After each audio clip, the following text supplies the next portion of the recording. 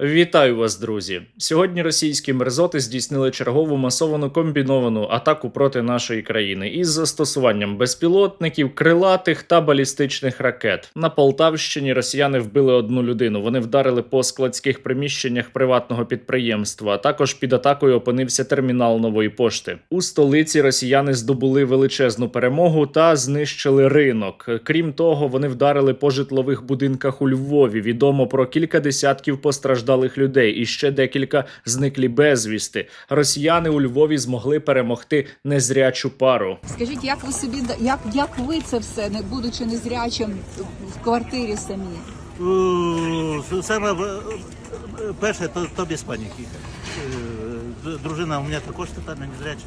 Використовуючи гіперзвукові ракети «Циркон», росіяни вбили цілу родину неподалік від Кривого Рогу. У селищі Радушне, поблизу Кривого Рогу, росіяни вбили подружжя та 3 дітей. Дівчинку 6 років та хлопців 11 та 17 років із багатодітної родини, в якій виховували 10 дітей. На жаль, список жертв, ймовірно, ще не остаточний. Одна із крилатих ракет сьогодні вночі також залетіла у Польщу та впала у полі. Лунали сирени повітряної тривоги.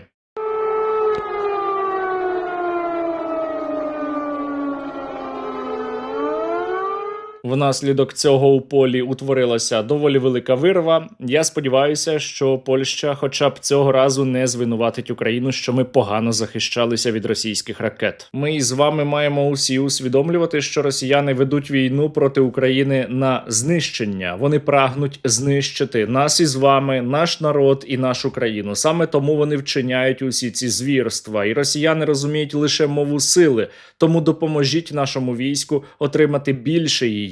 Задонатьте на Русоріз. Реквізити є в описі. Крім того, ваші донати постійно перетворюються на перехоплювачі шахедів. На цих кадрах ви можете бачити, як шахеди та гербери збивали українські воїни над Одесою. Допомагайте і рятувати життя наших людей. Донатьте. І підписуйтеся на мій канал, щоб не пропустити нові важливі випуски. Сили безпеки та оборони України сьогодні атакували порт Тамань, який розташований неподалік від Керченського півострова. Росіяни використовують цей порт для експорту нафти та нафтопродуктів. Він загорівся. Вот такие вот виды по утрам. Ну да, горит.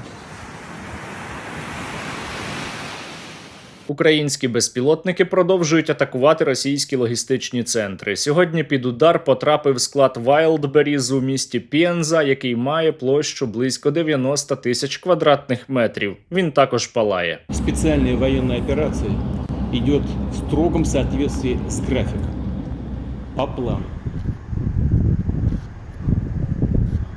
І ще я сьогодні дізнався про існування міста Сарапул, це у республіці Удмуртія, бо там є ще один склад Wildberries на 53 тисячі квадратних метрів, і так його теж атакували українські дрони.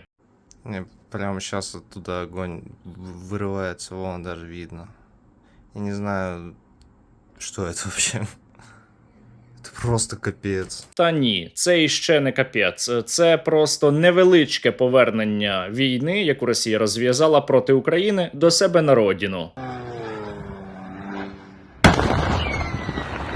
Коллеги, Россия, Путин, победа! Россия, Путин, победа! Нет, это очень жестко. Просто ужас какой-то. І ще один російський логістичний центр компанії Wildberries палає у Пермі. Його теж атакували безпілотники. Тобто сьогодні було атаковано щонайменше 3 таких великих об'єкти. Тим часом нація абсолютно безвідповідальних створінь рахує, скільки вже складів було знищено, і робить для себе неприємне відкриття: половини компанії Wildberries вже нема. Вот прямо сейчас горит Пенза, вчера Казань.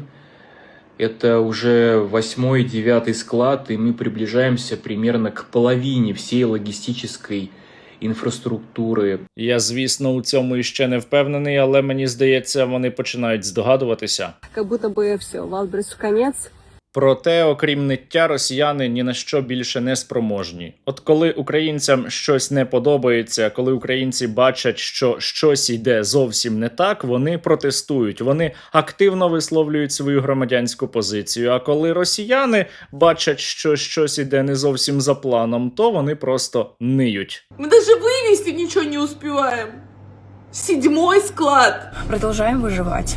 Росіяни вбили родину біля Кривого Рогу. Раніше вони вдарили ракетою по дитячому майданчику у Кривому Розі і вбили дітей. Росіяни знищують цілі українські міста. Це те, що ми перелічуємо, коли згадуємо про російську агресію. А от що перелічують в той самий час самі росіяни? Просто оцініть масштаб проблем. 18 июля Котовск, Электросталь, 22 Краснодар, Невиномыск, 24 Шушара и Уткина Заводь, 6 складов за неделю. Ну что, дорогие друзья, 10-й склад, что в этот раз скажете? Одні російські мерзоти напали на нашу країну, катують, вбивають і знищують. Інші російські мерзоти на усе це дивилися спокійно, підтримували або просто мовчали. І лише зараз вони почали нити, коли стали втрачати гроші.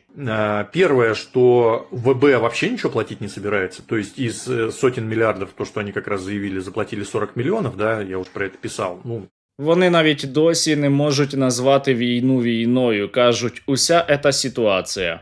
Вся эта ситуация, она крайне сильно выбивает из колеи. Прям. Почему люди должны жить и бояться? Загадка. Яка така ця ситуація? Що відбувається? Чому вони не можуть це вимовити? Когда это все закончится? Может, пора уже все заканчивать, а, ребят? Скорее бы все закончилось, ребята.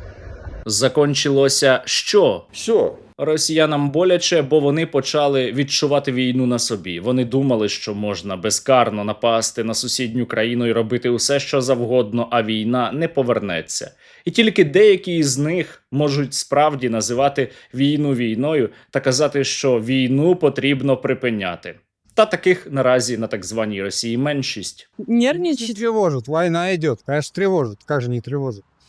Я хочу, чтобы она закончилась. Я думаю, что это ужасно, и нужно заканчивать с войной и с вот этим всем. І чим більше українська армія палить та підриває так звану Росію, тим більше у росіян настає прозріння, навіть серед пропагандистів. На самом деле от всего этого становится страшно.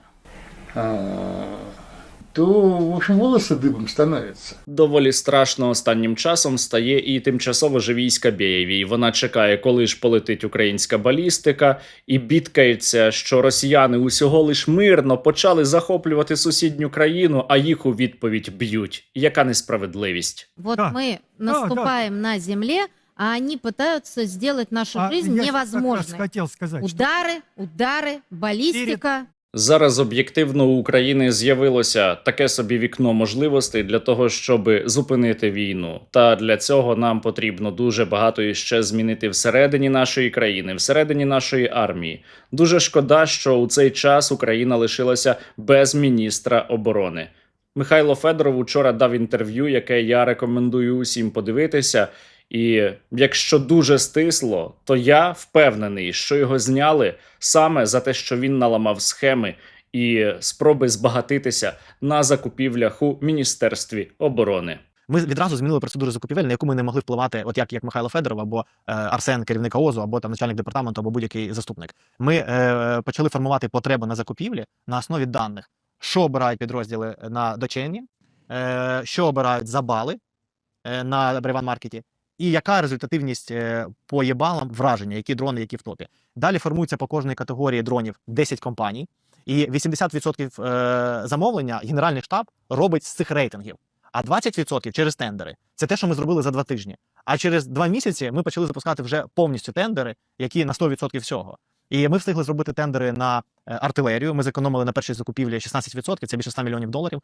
Потім вже зараз другий тендер на $2 мільярди робиться через тендери. І на економія $1000 на одному снаряду була завдяки тендерам. І зараз ми на Крим Страйк $160 000 робимо тендер. Уявіть собі, на це Middle Strike, по суті. Уявіть собі, зараз прийшло 59 компаній на участь на Middle Strike. Ми їх називаємо Крим Страйк, бо там дешева версія, не буду в деталі йти.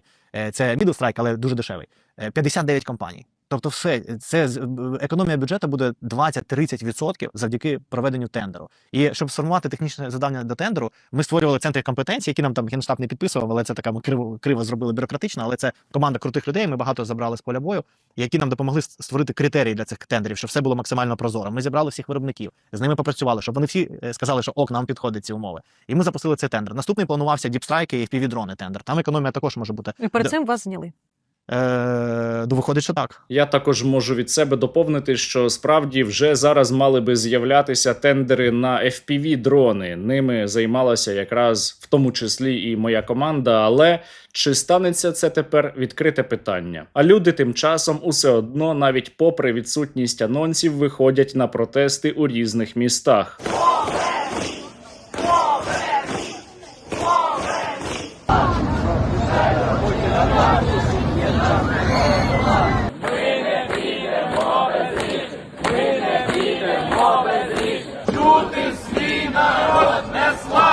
Вже цієї п'ятниці у Києві о 19:00 у парку Шевченка почнеться велика хода. Дуже багато українців хочуть знову вийти, щоб нагадати про себе, про свою громадянську позицію та сказати, що влада повинна чути своє суспільство. Ну а тим часом, завдяки вам, завдяки вашій постійній допомозі, наше військо отримало іще 150 нових FPV. Вітання від 423-го окремого батальйону безпілотних систем. Дякуємо спільноті Стерненка за 50 дуже потужних дронів. З вашою допомогою працюємо краще. Слава Україні! Героям слава! Вітання з Гуляйпільського напрямку. Дякуємо спільноті Стерненка за надані 50 росорізів. Нищимо противника разом. Слава Україні! Героям слава! Бажаємо міцного. Хочемо подякувати фонду Стерненка від 25-го прикордонного загону за отримані дрони-перехоплювачі «Стім», щоб надалі ми могли тримати наше небо чистим. На зараз збираємо дрони та прямуємо одразу на позицію на стримання збройної агресії ворожої країни РФ. Слава Україні! Разом до перемоги! Героям слава! Дорогі друзі, будьте відповідальними громадянами України. Для того, щоб виграти війну, ми спершу маємо не програти нашу власну країну.